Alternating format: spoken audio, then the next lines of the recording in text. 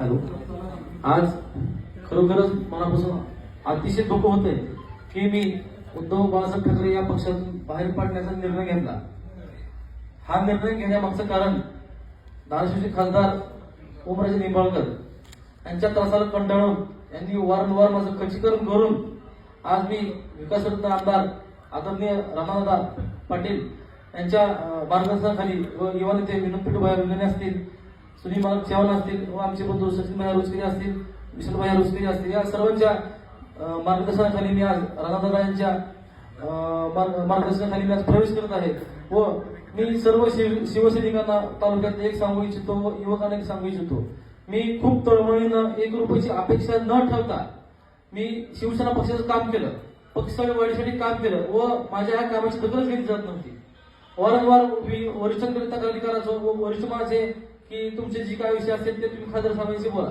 व खासदार साहेबांशी मी बोलायला गेलो तर खासदार साहेब माझ्या गोष्टीला वाव देत नव्हते व खासदार साहेब मला रिस्पॉन्स देत नव्हते. रिस्पॉन्स म्हणजे दादा त्यांनी मला बोलायचं बंद केलं. शक्य मी तुळजापूर विधानसभेची उमेदवारी म्हणजे माझा प्रयत्न चालू होता दादा. त्यासाठी मी शेवटी कसं का असं मी पक्षवाढीसाठी काम करत होतो. त्या गोष्टीसाठी मी जनसंवाद यात्रा चालू केली. त्यानंतर माझं युवासेना तालुका प्रमुख पद आहे ती पद माझं काढण्यात आलं दादा. माझ्या एवढा अन्याय केला. नंतर मला म्हणजे जिल्हा प्रमुख मला 2 वेळेस डावलण्यात आलं व आपला जिल्हा सोडून मला बीड जिल्हा युवासेना राज्य विस्तार करण्यात आलं.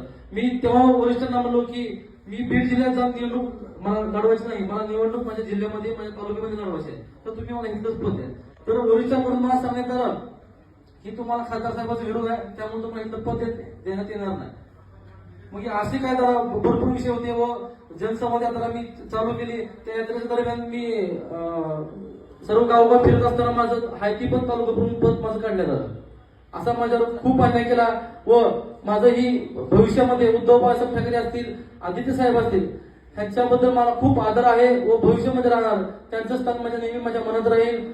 एवढी बोलतो माझ्या 2 शब्द संपवतो. जय हिंद, जय महाराष्ट्र.